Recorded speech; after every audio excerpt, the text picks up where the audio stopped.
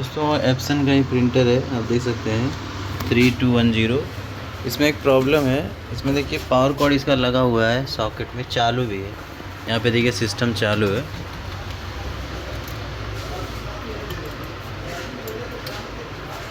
उसी same socket से यहाँ पे देखिए सिस्टम चालू है। यहाँ पे सप्लाई लगा हुआ है, ये लास्ट वाला प्रिंटर का है, लेकिन यहाँ पे भी देख लीजिए लगा हुआ है। लेकिन जब हम यहाँ पे ऑन करेंगे ना, ऑन नहीं होता है, ये देखिए।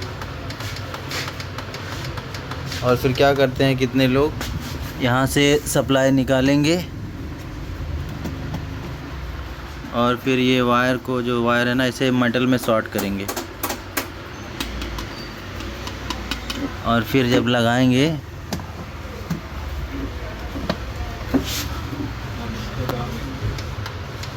नहीं हो रहा, एक बार फिर निकालेंगे। हाँ, एक बार फिर निकालेंगे इसको और इसको कैंची से शॉर्ट करेंगे। यहाँ देखिए स्टेपलर पे कर रहे हैं हम लोग।